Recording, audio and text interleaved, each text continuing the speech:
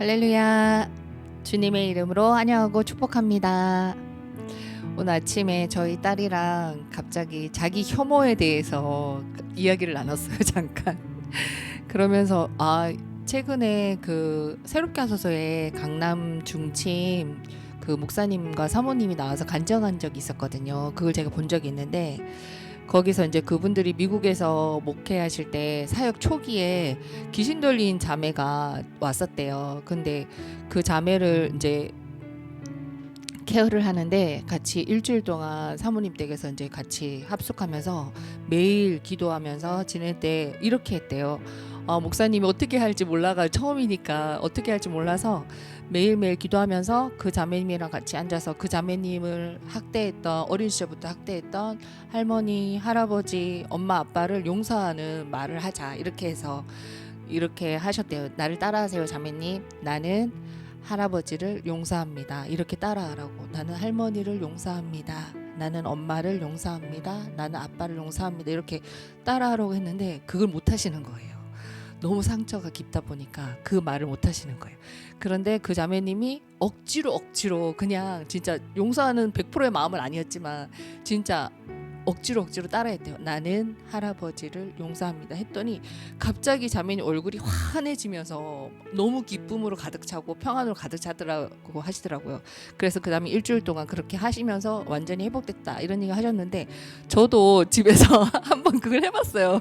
그걸 듣는데 왠지 한번 해보고 싶다. 그래서 저도 조용히 아무도 없을 때 제 마음에 있는 그 원망하는 마음, 억울한 마음 이런 사람이 있잖아요. 저도 있거든요. 그래서 하나님 누구누구를 용서합니다 이렇게 해봤어요.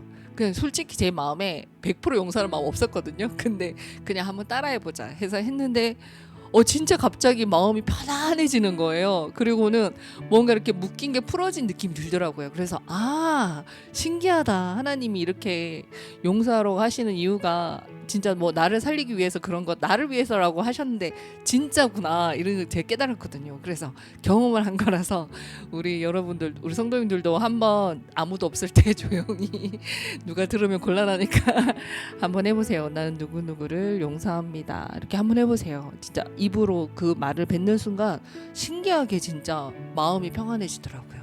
네, 우리 함께 기도하겠습니다. 좋으신 하나님 참 감사합니다. 이 시간 예배드릴 수 있음에 참 감사합니다. 예수님의 십자가 보혈과 성령님 의지하여 나아갑니다. 죄의 사슬을 끊어주시고 모든 묶인들을 풀어주세요. 우리를 만나주세요. 예수님의 이름으로 기도합니다. 아멘. 나의 힘이 되신 여호와여, 우리 함께 찬양하겠습니다. 나의 대신 여호와여, 내가 주님을 사랑합니다. 주는 나의 반석이시며 나의 요새시라. 주는 나를 건지시는 나의 주, 나의 하나님, 나의 피할 밥이시여, 나의 방패시라. 나의 하나님,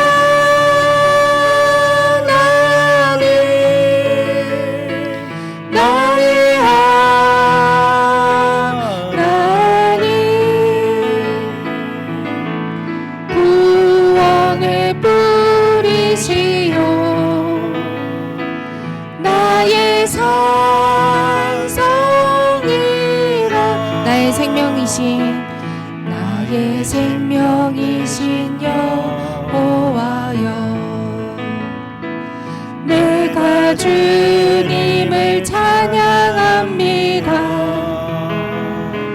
주는 나의 사랑이시며 나의 의지시라. 주는 나를 이끄시어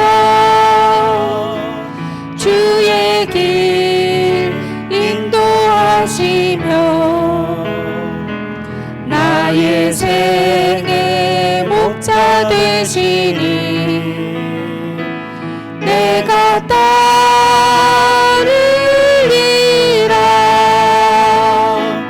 나의 하나님, 나의 하나님, 생명의 면류관으로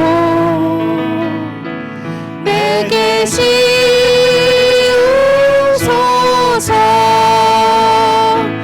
나의 하나님,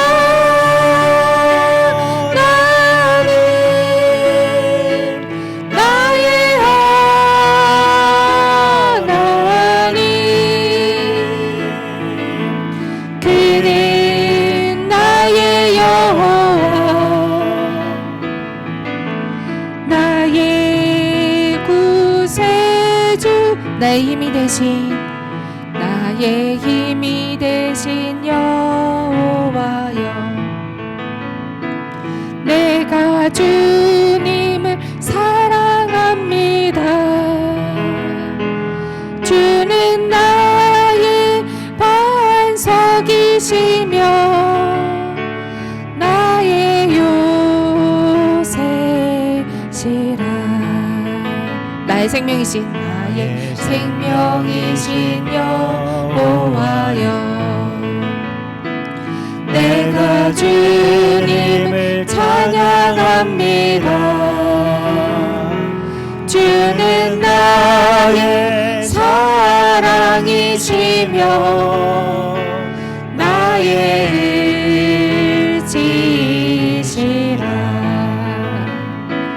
주는 나를 이끄시어 주의 길 인도하시며 나의 생의 목자 되시니 내가 따르리라.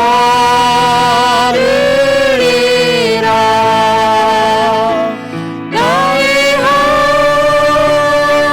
하나님, 나의 하나님, 생명의 면류관으로 내게 씌우소서.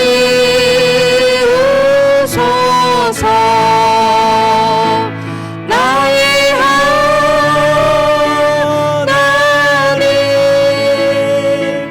나의 하나님, 그는 나의 여호와, 나의 구세주.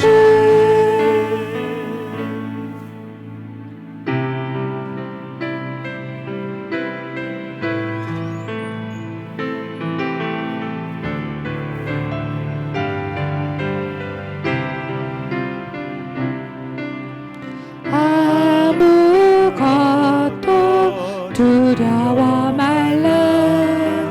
주 나의 하나님이 지켜주시네. 놀라지 마라, 겁내지 마라. 주님 나를 지켜주시네. 아무것도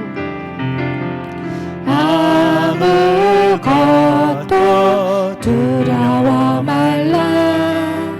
주 나의 하나님이 지켜주시네.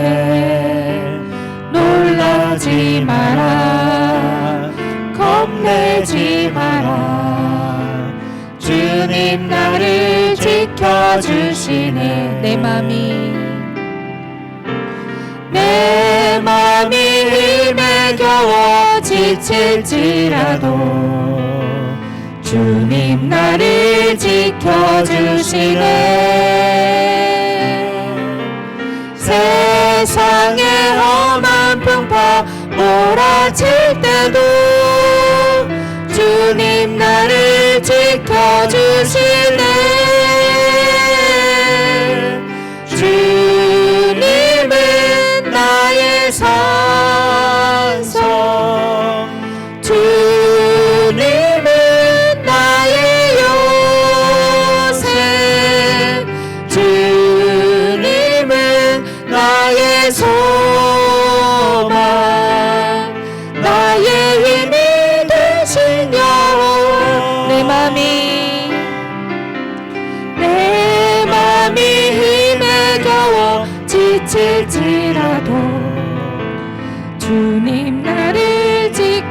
지켜주시네. 세상의 험한 풍파 몰아칠 때도 주님 나를 지켜주시네. 주님은 나의 산성, 주님은 나의 요새, 주님은 나의 소망, 나의 힘이 되신 여호와. 아무것도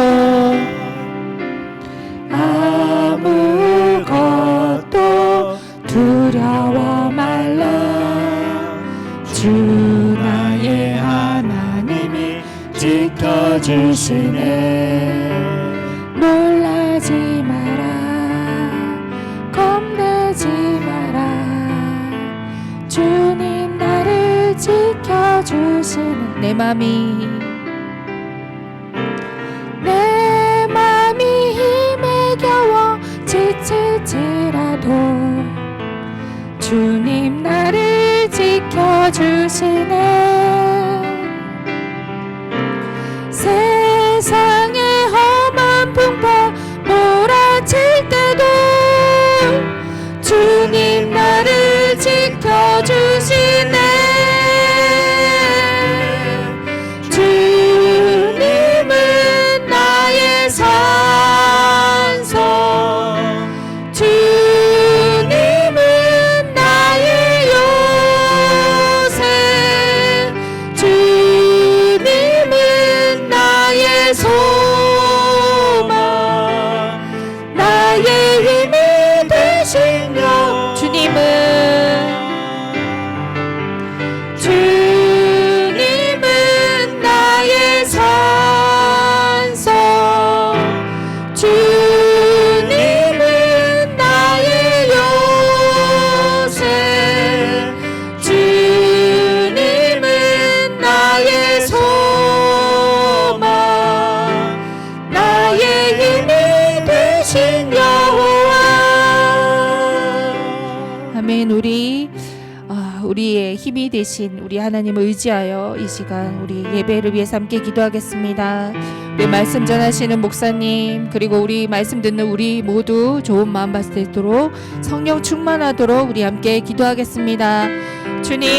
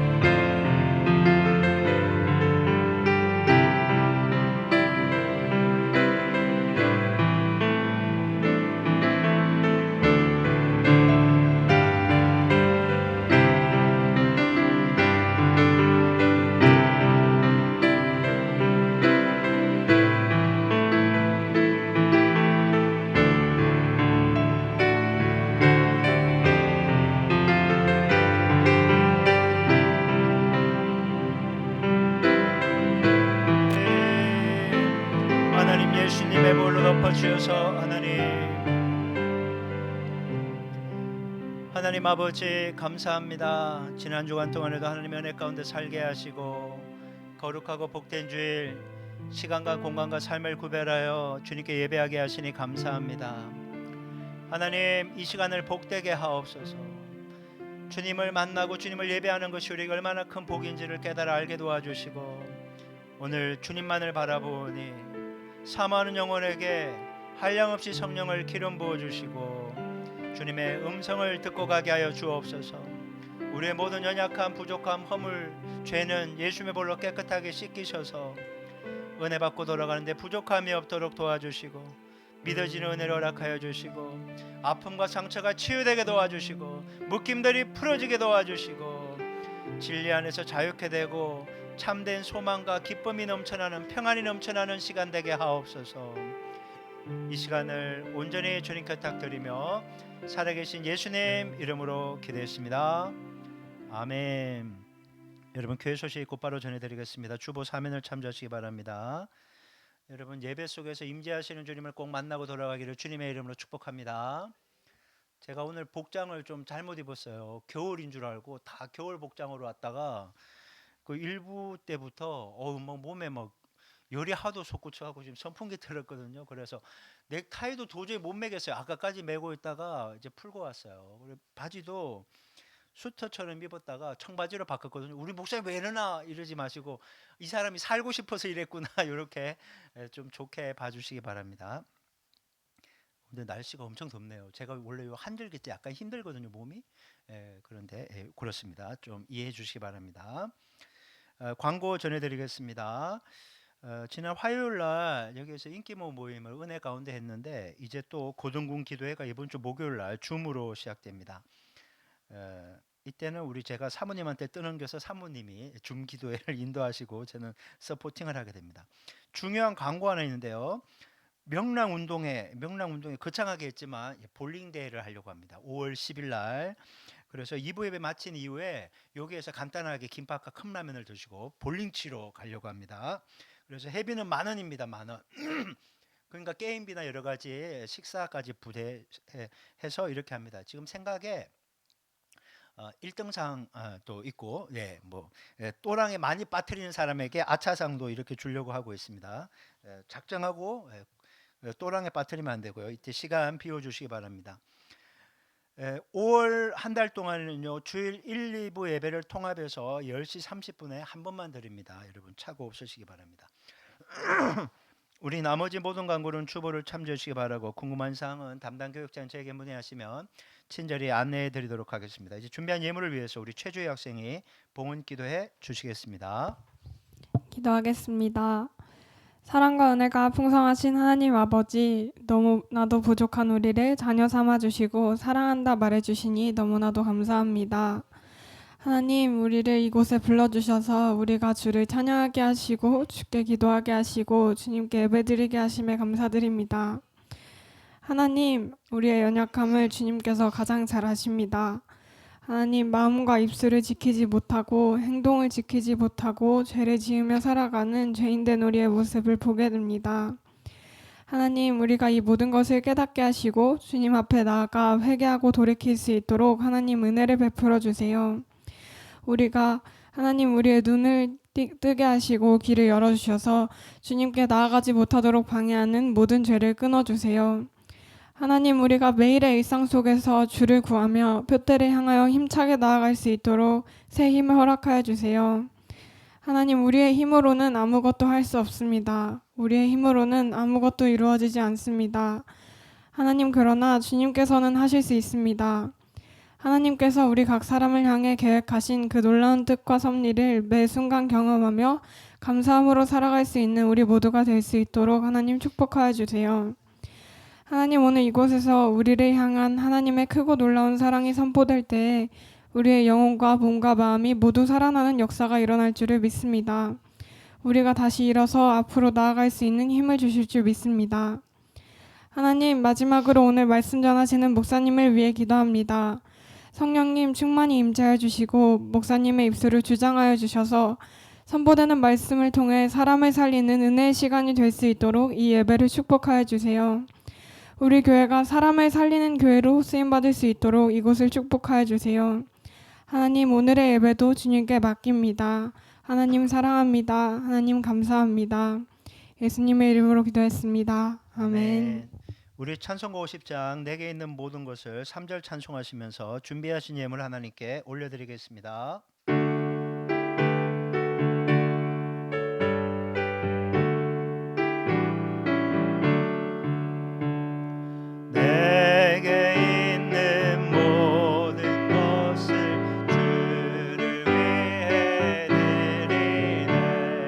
주의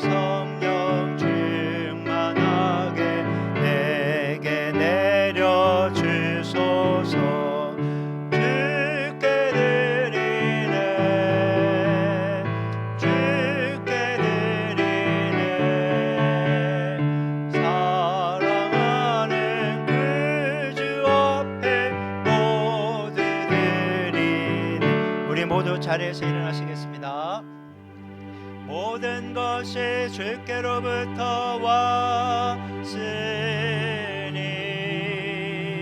이 예물을 주께 드리나이다.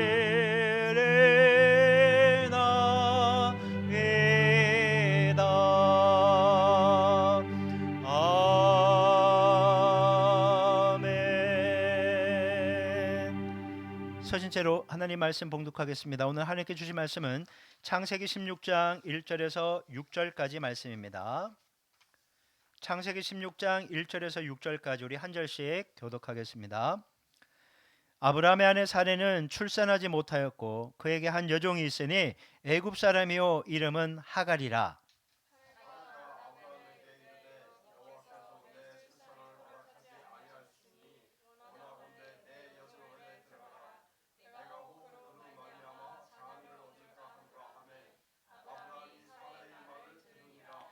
아브라함의 아내 사레가 그 여종 애굽 사람 하갈을 데려다가 그 남편 아브라함에게 첩으로 준 때는 아브라함이 가나안 땅에 거주한 지 10년 후였더라.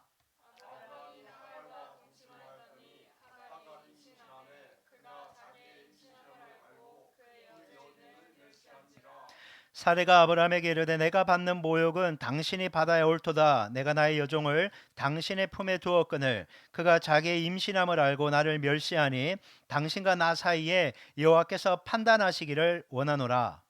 아브라함이 사레에게 이르되 당신의 여종은 당신의 수중에 있으니 당신의 눈에 좋을 대로 그에게 행하라 하매 사레가 하갈을 학대하였더니 하갈이 사레 앞에서 도망하였더라. 아멘. 모두 자리에 앉으시 바랍니다.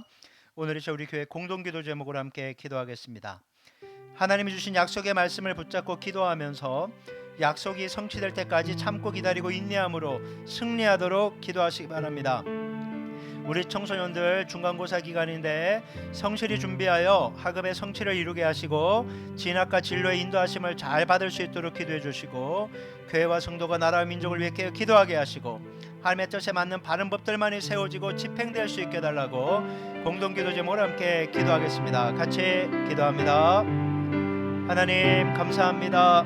주님 우리에게 약속의 말씀을 주시고 그 말씀을 하나님 우리가 붙잡고 기도하고 인내하게 하시니 감사합니다. 하나님의 약속은 반드시 때가 되면 성취될 줄 믿습니다. 참고 기다리고 인내하고 앙망하며 마침내 승리한 인생이 되게 도와주시옵소서.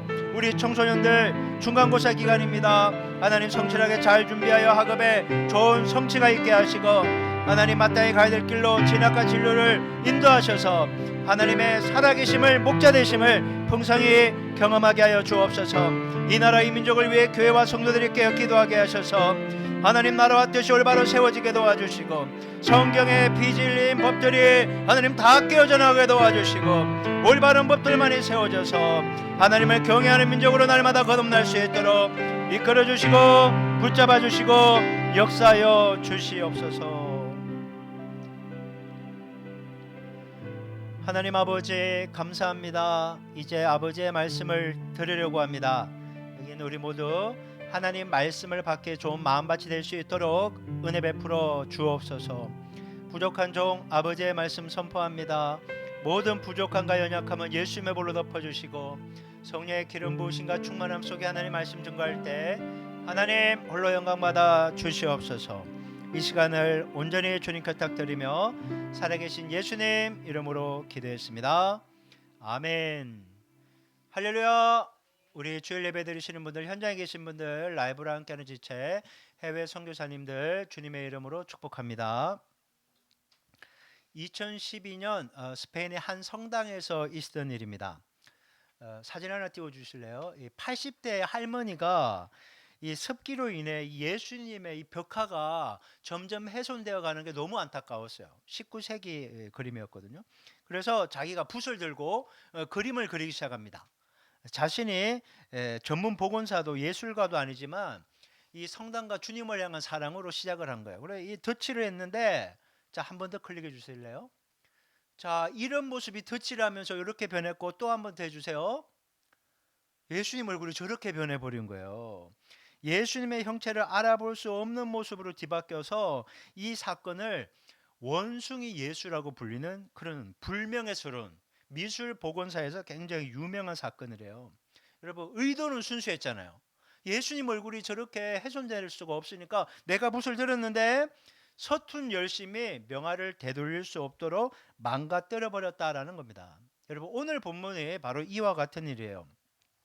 하나님께서 장막 안에 있는 아브라함이 두려움 속에, 아니 뭐 자식도 없고 막 그 보복은 두렵고 힘들어하니까 야 밖으로 나와, 그래 텐트 밖에 하늘의 별들을 보여주면서 이 자녀들을 줄게 했더니 아브라함이 하나님을 믿었잖아요. 그리고 야, 넌 정말 의롭다, 옳다, 이걸로 충분하다, 그렇게 칭찬까지 받았는데, 또 쪼개진 짐승 사이로 아브라함은 이 약속 못 지키니까 하나님 혼자 지나가면서 내가 반드시 야 독박 써서라도 내가 약속을 성취할게, 그렇게 또 말씀을 해 주셨잖아요. 그런데 여러분, 금방 자녀가 생길 줄 알았어요. 하늘의 별들처럼 애가 생길 줄 알았는데 무려 10년이 지나도록 애가 안 생기는 거예요. 도대체 뭐냐 이거지.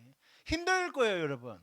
아니 내 자식이 하나님께서 인도해 주시고 풀린다고 했는데 10년을 기다렸는데 안 풀린다고 생각해 보세요. 젊은 처녀 총각이 하나님이 너에게 좋은 예비된 배필을 준다고 했는데 10년을 기다렸는데도 짝이 안 생겨요. 직장을 준다고 했는데 10년 동안 안 생기고, 교회 부흥시켜 준다고 했는데 10년 동안 부흥이 안 돼요.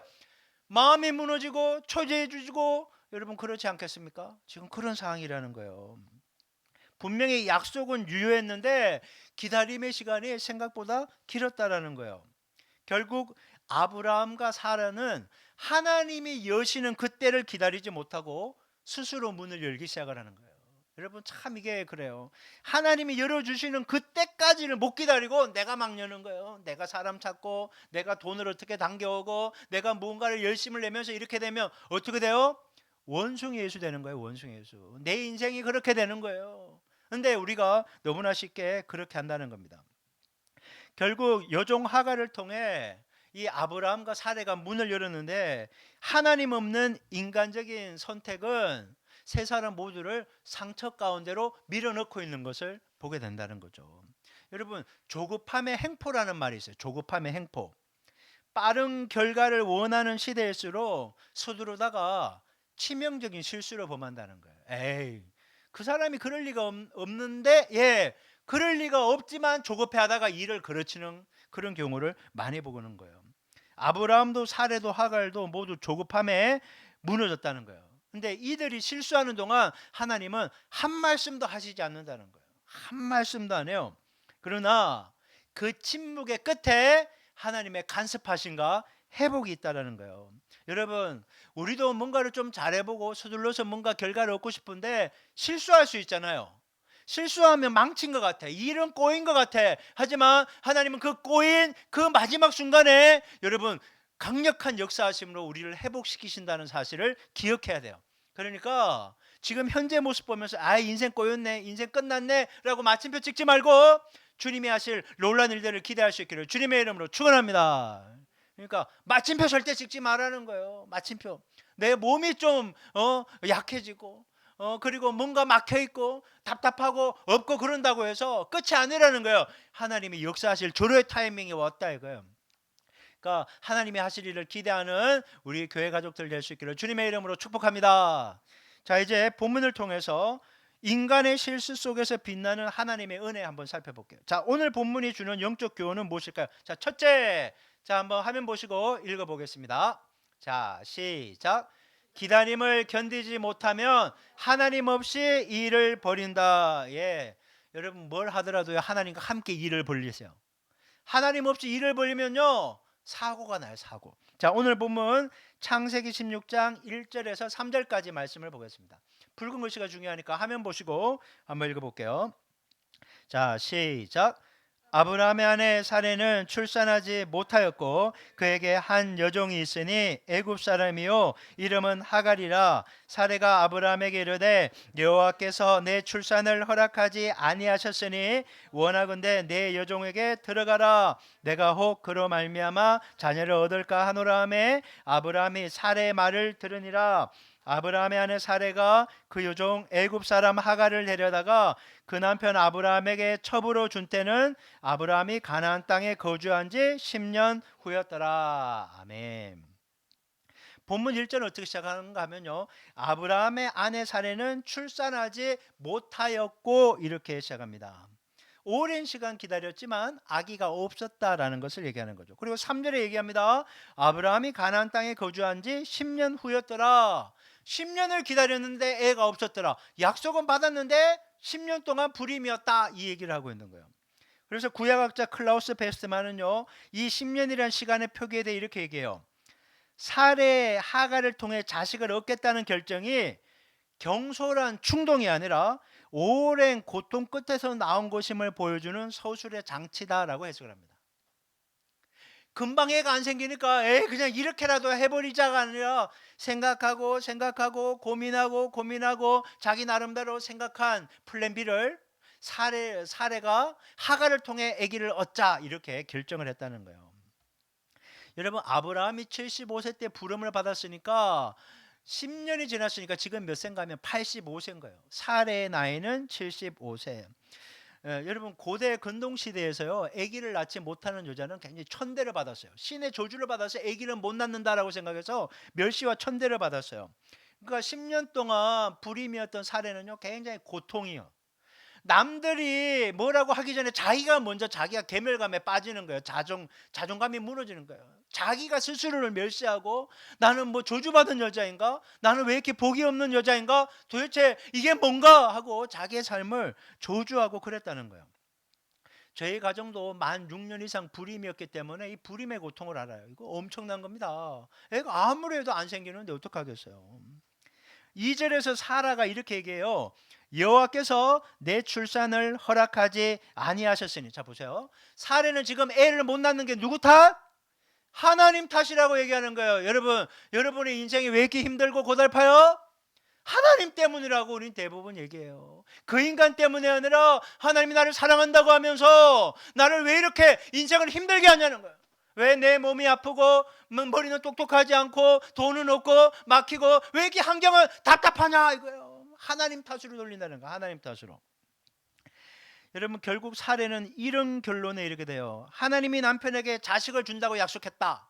근데 내 태를 열어서 안 주면 내 태가 아닌 다른 여자의 태를 통해서 얻는 것이 하나님의 뜻인가 보다, 이렇게 받아들이게 된 거예요. 내 태랑 상관없어. 남편의 씨만 있으면 되는구나. 그래서 다른 여자의 태인 내 여종에게 들어가서 자식을 얻게 하라고 아브라함을 떠밀게 되는 거예요. 내 태 상관없다는 거예요. 아브라함의 씨만 있으면 된다는 거예요. 존 칼빈은 이 장면을 두고 이렇게 얘기해요. 사례는 하나님의 주권을 인정하면서도, 그러니까 애를 준다는 그 약속을 인정하면서도 하나님의 방법까지는 인정하지 않았다. 하나님이 나를 닫으셨으니까 내게 열리는 것이 아니라면 다른 문을 열어서 애를 낳으면 되는구나. 다른 방법을, 플랜 B를 그가 내세웠다는 거예요. 여러분, 하나님의 뜻을 알았어요. 아기를 준다는 거. 하지만 하나님의 방법과 때를 기다리는 것은 다른 차원의 문제예요. 여러분, 우리도 그럴 수 있다는 거예요. 분명히 약속은 받았어.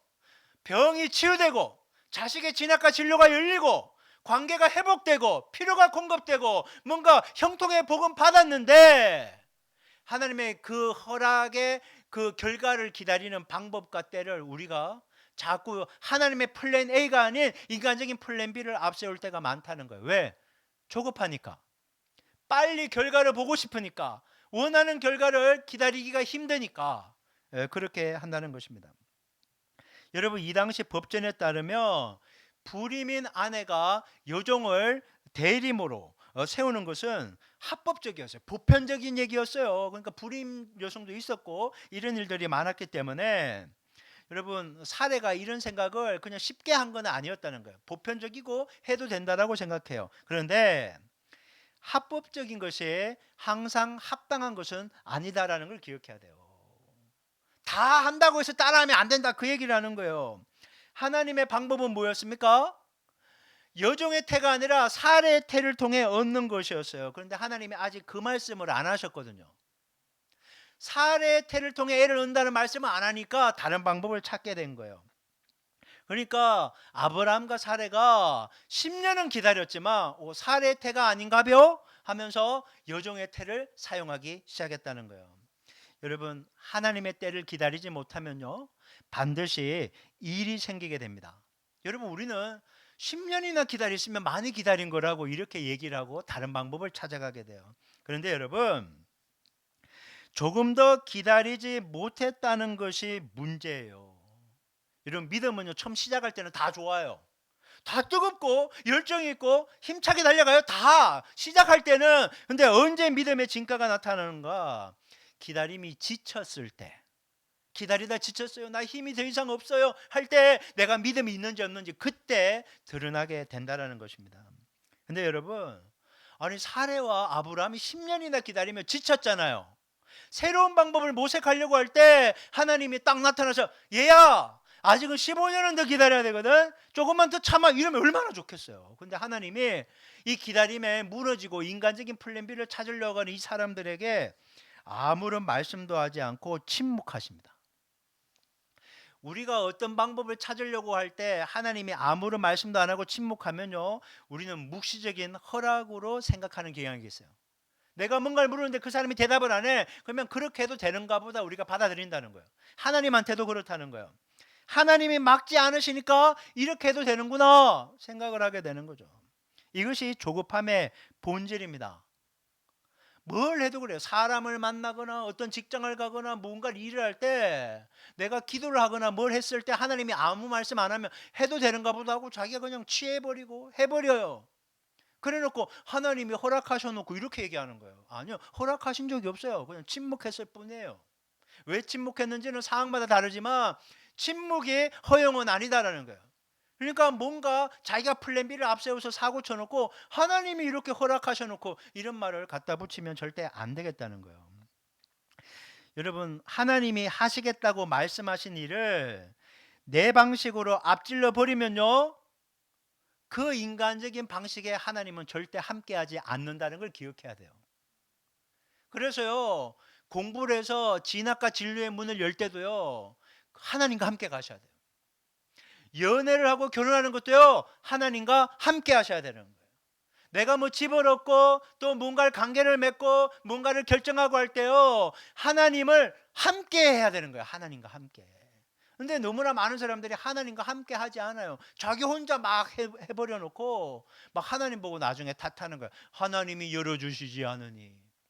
여러분, 하나님이 열어주시지 않은 그때도요, 하나님이 함께 하셨다니까요. 아니 아픈 거 낫게 해준다고 했으면 빨리 낫게 해주셔야 되는데 그 아파서 약 먹는 그 순간에도 하나님은 함께하고 있다니까요. 진학과 진로가 안 열려서 답답한 그 순간에도 하나님이 함께하고 있다니까요. 그냥 딴 방법 찾지 말라고요. 조급하면 안 돼요. 하나님과 함께 하시는 방법을 항상 선택해야 돼요. 그래서 하나님이 함께 하지 않으면요, 일은 반드시 꼬이고 사람들은 상처투성이가 되는 거예요. 그래서 야고보서 1장 4절은 우리에게 이렇게 얘기해요. 자, 읽어봅니다. 시작. 인내를 온전히 이루라. 이는 너희로 온전하고 구비하여 조금도 부족함이 없게 하려 함이라. 여러분, 우리는 기다리라 그러면요, 왜 이렇게 소극적이냐, 뭔가를 좀 하라고 얘기를 해요. 야, 뭘 좀 해. 나가서 뭘 하든지 뭐라도 하든지 그냥 가만히 앉아 있지 말고 핸드폰만 들고 있지 말고 좀 뭐라도 해. 우리는 그게 굉장히 익숙하다는 거예요. 근데 여러분, 결과가 보이지 않아도 끝까지 하나님의 약속을 붙잡고 인내하는 것은요, 능동적이고 긍정적이고 적극적인 믿음이라는 걸 기억해야 되는 거예요. 그 사례가 하갈 안 찾아도 기다리는 것이 가장 좋은 믿음이라니까요. 근데 사람들은 그걸 못하는 거예요. 여러분, 하나님이 아직 여시지 않은 문이 있어요. 뭘 해도 안 열리는 그런 문이 있어요. 하지만 그럴 때 서둘러 다른 문을 열려고 해서는 안 돼요. 하나님이 여시는 때를 그분의 방법대로 여실 때까지 참고 기다리는 우리 교회 가족 되기를 주님의 이름으로 축원합니다. 자, 따라해 볼까요? 기다리면 복이 와요. 기다려야 됩니다. 꼭 기다리실 수 있기를 주님의 이름으로 축원합니다. 자, 두 번째, 자 우리 한번 읽어볼까요? 자, 시작. 치유되지 않은 상처는 반드시 더 약한 자에게로 흘러간다. 예, 상처는요, 통로를 찾게 되거든요. 근데 이게 약한 사람에게 쏟아지게 된다는 거예요. 자, 오늘 본문 창세기 16장 3절에서 5절까지. 자, 이게 붉은 글씨가 중요하니까 화면 보시고 읽습니다. 시작. 아브라함의 사례가 그 여종 애굽 사람 하갈을 데려다가 그 남편 아브라함에게 처부로 준 때는 아브라함이 가나안 땅에 거주한 지 10년 후였더라. 아브라함이 하갈과 동침하였더니 하갈이 임신하매 그가 자기의 임신함을 알고 그의 여주인을 멸시한지라. 사례가 아브라함에게 이르되 내가 받는 모욕은 당신이 받아야 옳도다. 내가 나의 여종을 당신의 품에 두었거늘 그가 자기의 임신함을 알고 나를 멸시하니 당신과 나 사이에 여호와께서 판단하시기를 원하노라. 아멘. 그 바로 앞에 잠깐만 띄워주세요. 붉은 글씨 자 보세요. 그 앞에 3절에 보면요, 데려다가 주었다라고 되어 있잖아요. 물건처럼 취급하는 거예요. 물건을 던져줬다는 거예요. 이제 빼셔야 돼요. 어디에도 야 하갈로 좀 대리모 좀 하자 이렇게 동의 구한 적이 없어요. 하갈은 자기 몸에 관련된 결정조차 할 수 없는 너무나 약한 사람이었어요. 그래서 하갈이 그냥 끌고 와서 야 너 내 남편 새끼나 하고 그냥 누워버린 거예요. 얼마나 비참합니까? 그런데요 4절에 보면요, 하갈이 임신함에 임신했으면 좋았는데 태교나 잘하지 그의 여주인 사례를 멸시하다 이렇게 기록하고 있어요. 이 멸시하다가요 히브리어로 데칼인데 상대의 존재를 하찮게 깎아내리는 행동을 의미하는 거예요. 하갈의 태도는 잘못되죠. 임신했다고 어떻게 이렇게 할 수가 있어요. 그런데 그 이면도 보아야 되는데요, 신학자 월터 브루그만은 이렇게 얘기합니다. 하갈의 멸시는 교만이기 이전에 오랫동안 억눌려 살던 사람이 처음으로 힘을 얻었을 때 나오는 뒤틀린 자기 표현이었다. 여러분, 아무것도 아닌 여종의 존재로 살았어요. 애굽에서 여종으로 생활하다가 어느 날 갑자기 아브라함 집에 또 여종으로 또 넘겨져서 이렇게 끌려왔는데 그냥 살고 있었는데 또 평상시에 사라가 좀 잘해주지 않았나 봐요. 얼마나 갈시하고 멸시하고 막 종취급을 했던지 이게 막 쌓이고 있다가 상황이 역전된 거예요. 나 임신했다 이거요. 자기 레벨이 올라간 거예요. 그러니까 여주인이고 뭐고 다 필요 없다. 나 임신한 내가 이제 본처고 굴러온 돌이 박힌 돌 뺐으니까 막 멸시하기 시작한 거예요. 그동안 당했던 것을 힘을 얻으니까 그것을 쏟아붓기 시작한 거예요. 억압된 감정이 멸시로 터져 나온 거예요. 나 힘들겠지 당신. 애기도 못 가진 당신 당해봐라 하면서 막 쏟아붓기 시작했다는 거예요. 자, 그런데 5절에서요 사례도 당하고만 있지 않잖아요. 바로 아브라함에게 가서 얘기합니다. 내가 받는 이 모욕은 당신이 받아야 옳도다 라고 남편을 몰아세우기 시작합니다. 여러분, 하갈 여종을 남편에게 준 사람이 누구예요? 사례 본인이잖아요. 그런데 이런 결과가 나오니까 모든 책임을 누구한테 줘요? 아브라함 남편한테 떠밀고 있다는 거예요. 그러니까 막만한 게 이게 아브라함 이리 치고 저리 치고 아무것도 못하는 너무나 연약한 우유부단한 모습이에요. 믿음의 조상 아브라함 이런 사람이었어요. 그러면서 사례가 이런 얘기예요. 당신과 나 사이에 여호와께서 판단하시기를 원합니다. 이 부분에 대해서 신학자 빅터 해밀턴은 이렇게 얘기해요. 사례는 하나님을 자기 분노의 정당성을 증명해 줄 증인으로 부르고 있다. 여러분 이게 뭔가 하면요, 나는 정말 하나님의 뜻을 이루려고 했을 뿐인데 아니 지들끼리 그냥 애기 가지고 나를 이렇게 학대하고 멸시하고 이게 뭐냐고 하나님 와서 이 문제에 대해서 선악간에 심판해 달라고 얘기하는 거예요. 이게 뭡니까? 나는 옳고 아브라함 당신 때문이고 하갈 너 때문에 문제고 전부 책임을 남한테 전가시키는 거예요. 하나님을 정인으로 불러 세우는 거예요. 창세기 15장에서는 하나님의 횃불이 지나가서 끝까지 약속을 신실하게 책임진다고 했던 하나님과 아브라함 사이의 그 간격에 지금은 이제 자기 감정과 편견을 정당하기 위한 증인으로 하나님의 이름을 끌어와서 쓰고 있다는 거예요. 여러분 조심해야 돼요. 하나님이 아신다고 이런 말 조심해야 돼요. 하나님이 이 문제 가운데 개입해서 선과악을 판단해 달라고. 여러분 세상 살이가 나는 선이고 상대방은 무조건 악이 어디 있어요. 선악이 훌 섞여 있는 거지. 그러니까 하나님을 이렇게 함부로 불러서 심판해 달라고 하는 거예요. 정말 조심해야 되는 거예요. 근데 오늘 본문에서요 이 상처가 어떻게 전이되고 있는지 그것을 우리가 좀 봐야 돼요. 자, 사례 10년의 불임의 고통은요 하갈을 씨바지의 도구로 사용해 버립니다. 임신한 하갈은 오랫동안 억눌렸던 그 고통을 불임의 고통에 있던 사례를 향한 멸시로 터뜨렸어요. 이제 사례는 상처를 받았네. 이걸 또 누구에게 쏟아부어요? 아브라함을 향한 비난과 공격으로 흘러가고 있는 거예요. 이게 지금 공격과 상처가 계속 악순환하고 있는 거예요.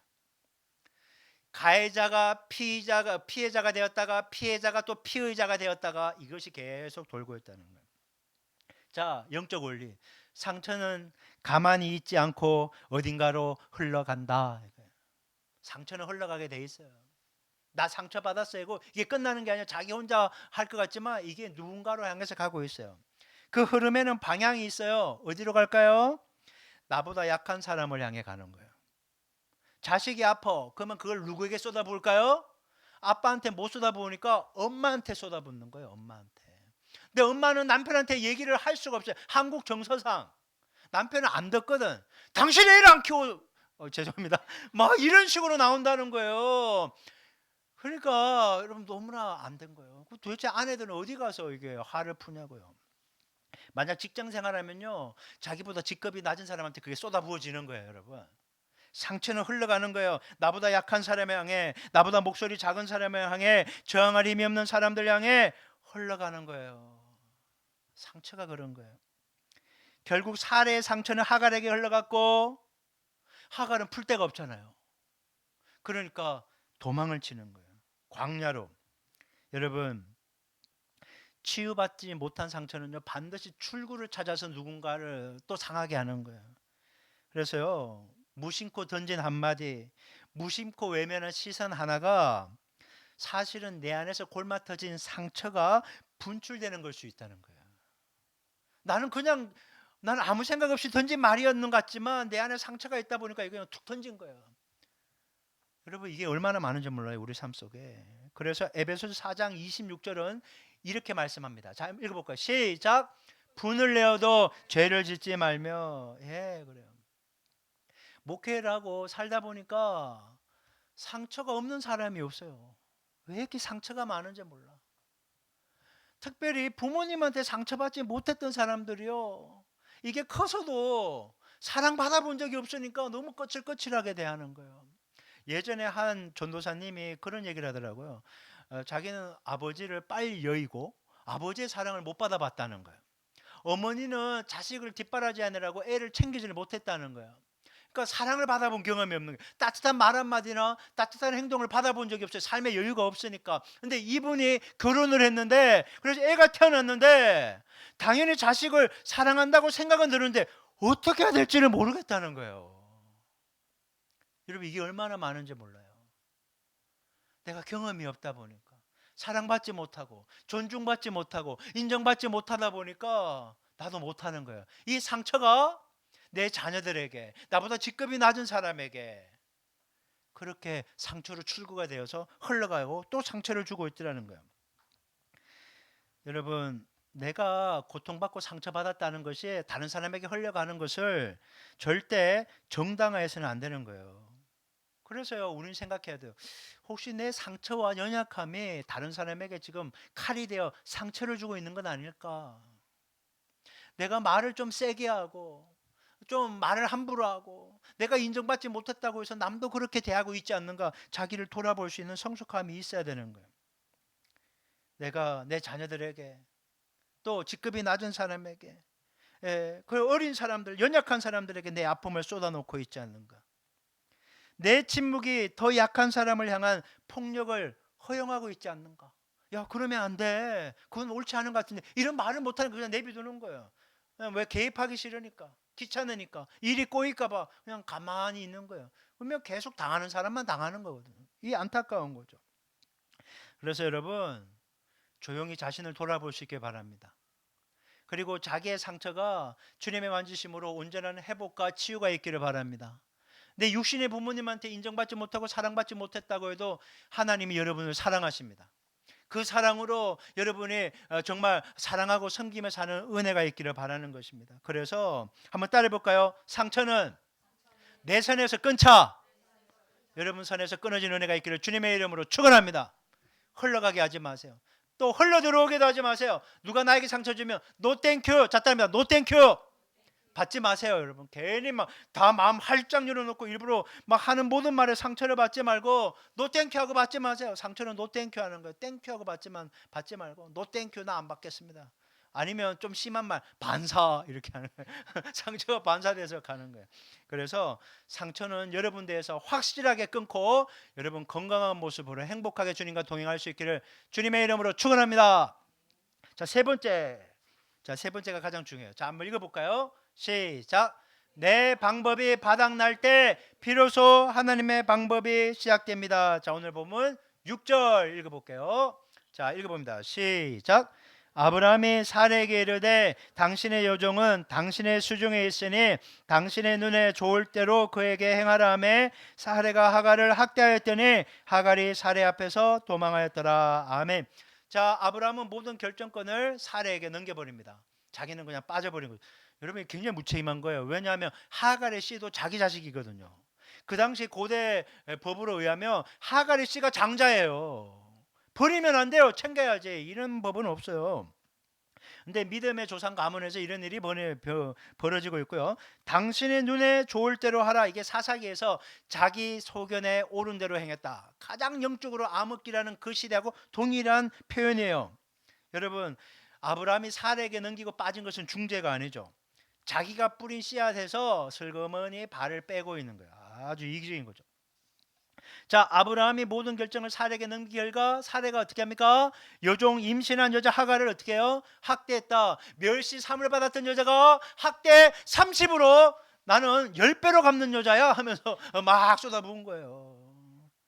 여러분 당해갖고요 가만히 있는 게 아니에요. 이 학대하다가 히브리어로 아나인데 출애굽 1장에서 애굽이 이스라엘 백성을 짓밟을 때 쓰인 거와 똑같은 단어예요. 너무 학대를 받아서 애굽 사람들에게 학대를 받아 하나님 도와달라고 살려달라고 부르짖는 그 소리가 나올 정도로 사레가 하갈을 학대했다는 거예요. 어마어마한 무서운 여자예요. 결국 하갈은요 임신했는데 야 여기서 죽느니 나가서 죽자 하고 그냥 도망을 치는 거예요. 여러분 시적 공동체에서 나가면 죽는 거예요. 그런데 하갈이 오죽했으면 도망을 쳤겠냐고요. 엄청난 거예요. 여러분 여기에서 놓치지 말아야 될 것이 있어요. 15장에서 별을 보여주시고 햇불로 언약식을 체결했던 하나님이 16장 이 전반부에는요 단 한마디도 하지 않는다는 거예요. 아니 야이 살이 이 여자야 그러면 안 되지. 그렇게 학대하면 안 되지. 네가 플랜 B를 짜서 이렇게 대놓고 야단치는 적이 없어요. 야이 아브라함아 넌 믿음의 조상이라고 하면서 야 상황에 좀 잘 개입해야지. 이게 뭐야? 뒤로 빠지고 그렇게 하지 않는. 도망치는 하갈 야 하갈은 힘들지. 지금 도망치면 안 돼. 그런 얘기도 해주시잖아요. 한마디도 하지 않아요.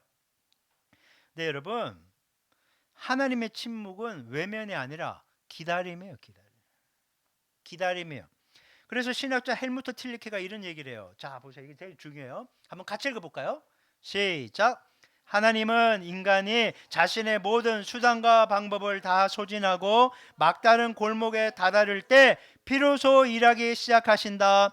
인간의 가능성이 끝나는 그 경계선이 바로 하나님의 가능성이 시작되는 지점이다. 자 이게 무슨 말인가? 인간의 끝은 하나님의 시작이다. 하나님 지금 하갈이 인생 바닥을 칠 때까지 기다리고 있는 거예요. 거기에서 만나주려고. 아브라함과 사레의 방법이 바닥났어요. 원래 계획이 무너졌고 가정도 무너졌고 임신한 하갈은 도망갔어요. 이제 아무것도 남지 않았어요. 인간적인 모든 생각, 플랜 B 소진되어 그 자리에서 하나님이 비로소 일하기 시작했어요. 이 일하기 시작한 것은 다음 주에 계속되겠어요. 자 7절을 오늘 보면 안 읽었지만 하나님의 사자가 광야로 도망간 하갈에게 찾아가세요. 여러분 아브라함에게 가지도 않고 사레에게 가지도 않고 가장 약한 상처를 몰빵받은 하갈에게 주님이 찾아가십니다. 언약 공동체 안에 있는 강자와 주인공이 아니라 그 공동체 밖으로 쫓겨난 가장 약한 자를 찾아가셨다는 거예요. 여러분 하갈은 이방 여종으로 선택권이 아무것도 없었어요. 잘못한 것은 그동안 쌓았던 이 억울함을 그냥 멸시로 토해냈을 뿐이에요. 하지만 그녀는 가장 약자였기 때문에 지금 도망친 것 같지만 버려진 것이죠. 버려진 거예요. 그리고 모든 사람이 이제 더 이상 우리 집안에서는 하갈 얘기는 꺼내지 않는 거야 라고 했을 거예요. 하지만 여러분, 하나님은 그 하갈을 잊지 않으셨다는 거예요. 여러분, 이게 은혜입니다. 광야 한복판에서 울고 지쳐 쓰러져 있는 그녀를 하나님은 잊지 않고 찾아가셨어요. 여러분, 우리가 세상 한복판에서 어느 구석에 처박혀 있을 수 있어요. 방에 처박혀 쓰러져 있을 수 있고, 직장에서도 뭐 화장실에서 울고 있을 수도 있겠고, 어디 힘들고 어려워서 답답해서 이렇게 마음이 무너져서 확 죽고 싶다 이런 생각을 가질 수도 있을 거예요. 그런데 그 처박혀 쓰러 있는 그곳에 여러분, 하나님의 눈길이 함께하고 있다는 거예요. 하나님이 보시기만 하는 것이 아니라 찾아오셔서 만나주신다는 거예요. 사람들의 눈에 내가 안 보일 뿐 하나님의 눈은 나를 다 보고 있다는 거예요. 그걸 기억하라는 거예요. 그래서요, 하갈은 성경에서 최초로 하나님의 사자를 만난 인물이 됩니다. 그래서 하나님께 이름을 붙여줘요. 이 여인이 엘로이, 나를 보시는 하나님. 인생이 끝났다고 절망하는 자리가 주인이 있는 아브라함의 하나님을 만나는 자리가 되었다는 거예요. 예, 그래서 아파도 좋아요. 약을 한 움큼씩 먹어도 돼. 때때로 성적이 안 나와서 너무 속상해도 돼요. 사람들과의 관계가 틀어져서 너무 고통스러울 때도 괜찮아요, 여러분. 하나님이 나를 만나러 오신다는 거예요. 그래서 아픔과 상처는 부끄러운 것이 아니에요. 나 아프다고 얘기하는 게 부끄러운 것이 아니에요. 그것 때문에 하나님을 만날 수 있다는 거예요. 하갈은 인생의 바닥을 쳤어요. 하지만 그 바닥까지 주님이 찾아오셨다는 거예요. 하나님, 나 여기 있으니까 야 올라와라고 얘기하지 않아요. 그 바닥까지 찾아오는 거예요, 여러분. 하나님은 그런 분이에요. 찾아오시는 분. 그래서 시편 34편 18절은 우리에게 이렇게 선언합니다. 자, 세번역 성경으로 한번 읽어볼게요. 시작. 주님은 마음 상한 사람에게 가까이 계시고 낙심한 사람을 구원해 주신다. 아멘. 여러분, 혹시 마음이 상한 사람 있으세요? 혹시 여러분 낙심하신 분 있습니까? 완전히 내 계획이 무너졌고 가장 약하고 버림받은 것 같아서 절망스러운 분 있습니까? 하나님이 찾아오신다니까요. 찾아오실 것이다라고 생각하지 마세요. 이미 그곳에서 기다리고 계세요, 여러분. 여러분, 하나님은 그런 분이에요. 여러분, 인생의 바닥을 치면요, 내가 쥐고 있는 패가 없어요. 더 이상 내가 뭔가 내세울 게 없고 의지할 만한 것이 없어요. 그런데 여러분, 그게 바로 때가 된 거예요.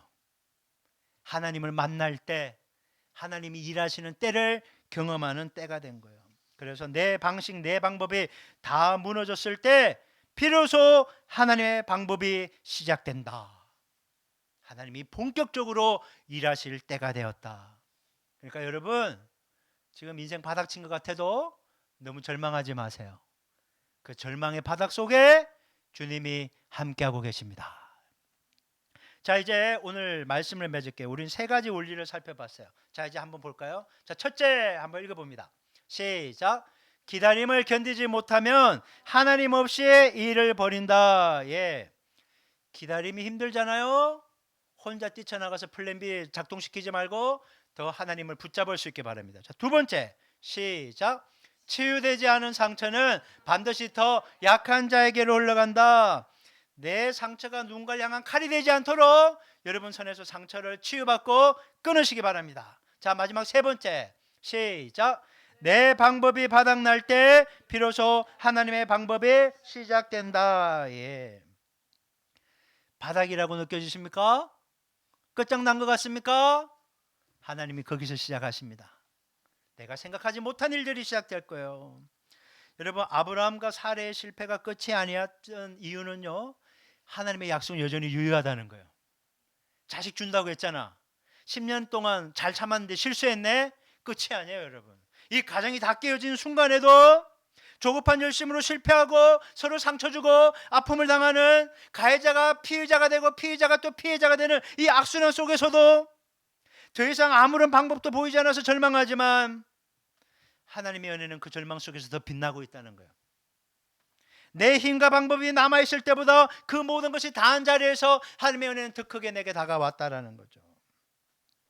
그래서 아브라함과 사례의 실패는 우리에게 끝까지 하나님을 바라보며 하나님의 시간표를 신뢰하라라는 거예요. 사랑하는 여러분, 조급한 열심을 내려놓으십시오. 기다림은 힘들지만 너무 조급해하지 마십시오. 기다리다가 상처와 아픔을 다른 사람에게 쏟아놓지 마십시오. 그리고 내 힘과 방법이 더 이상 없고 절망적이라고 낙심하지 마십시오. 하나님이 우리에게 주신 약속은 여전히 유효합니다. 그리고 하나님이 하신 약속은 반드시 때가 되면 성취될 것입니다. 여러분, 말씀을 받읍시다. 여러분의 질병은 치유될 것입니다. 여러분의 자녀들의 진학과 진로는 열려지게 될 것입니다. 여러분의 삶 속에 틀어진 관계들은 회복되는 은혜가 있을 것입니다. 여러분의 삶 속의 필요들은 하나님이 때에 맞게 충분히 공급해 줄 줄 믿습니다. 이 약속하신 하나님이 임마누엘로서 여러분과 영원히 함께 하실 것입니다. 이 약속의 말씀 붙잡고 기도하시면서 여러분, 우리의 무능해 보이는 그 자리까지 하나님이 함께 하시면서 우리 인생을 멋지게 이야기를 써내려 가신다는 걸 기억하시고, 이번 한 주간에도 함께 하시는 하나님과 동행하시면서 멋지게 승리하는 우리 교회 가족들 되실 수 있기를 주님의 이름으로 축원합니다. 자, 기도하겠습니다. 오늘 들었던 말씀 기억하시고, 하나님, 우리가 구하고 생각하는 보다 더 넘치게 보실 은혜를 기억하며 달려갑니다. 하나님, 나를 붙잡아 주시옵소서. 우리 주여 한번 외치고 들었던 말씀 붙잡고 간구하도록 하겠습니다. 같이 기도합니다. 주여 하나님,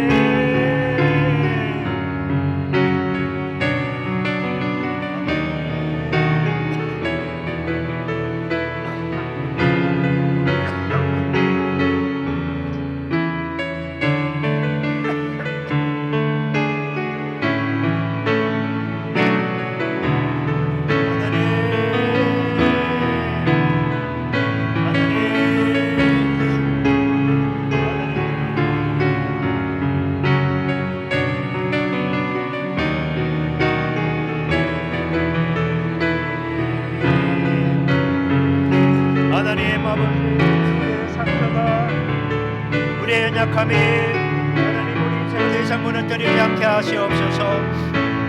하나님 아버지, 주님이 놀라운 일들을 이루어 가심을 믿습니다. 하나님,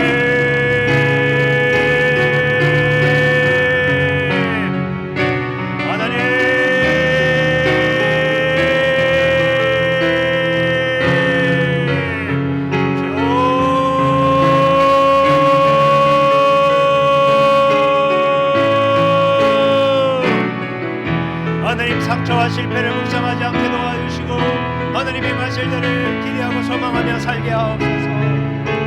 하나님,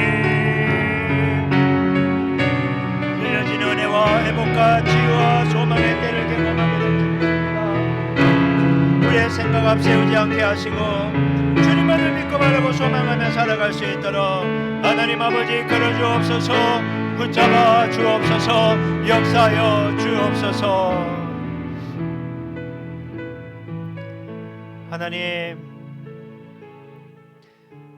실패의 지름길이 조급함인 것을 보았습니다. 하나님은 우리에게 좋은 것을 주시는 선하신 목자십니다. 약속을 주시고 때가 되면 반드시 성취하시는 하나님, 우리에게 약속을 주셨는데 우리가 참고 인내하지 못하여 인간적인 계획들을 앞세워서 주님 없이 달려가다 실패하고 낭패 볼 때가 많았음을 고백합니다. 이런 우리의 연약함과 부족함을 불쌍히 여겨주시고 다시 한번 주님의 그 타임테이블에 우리의 삶을 조정하기를 원합니다. 조급해하지 않게 도와주옵소서. 실패를 묵상하지 않게 도와주옵소서. 상처를 끊게 도와주시고 주님이 하실 일을 기대하며 함께 하시는 주님과 발맞춰서 우리의 길, 믿음의 길 걸어가게 하여 주시옵소서. 하나님, 우리 청소년들 시험 기간입니다. 하나님, 마지막까지 성실하게 잘 준비하여 좋은 성과를 얻게 도와주시고 학업적인 부분이 하나님의 인도함을 받는데 방해되지 않도록 하나님 아버지 최선을 다해 열심을 할 때 하나님께서 길을 열어주시고 필요를 공급하여 주시고 주님과 함께하며 그 모든 것을 넉넉하게 감당할 수 있도록 주여 도와 주시옵소서. 지금은 우리 주 예수 그리스도의 은혜와 하나님 아버지의 지극하신 사랑과 성령 하나님의 내주하시고 교통하시는 역사가 다시 한번 주님께서 우리에게 말씀하신 것을 신실히 이루신다는 믿음을 가지고 참고 기다리고 인내하며 주님과 함께 힘차게 달려가 승리하기로 결단한 모든 영혼들 머리머리 위에 지금부터 영원토록 함께 하기를 간절히 축원하옵나이다. 아멘.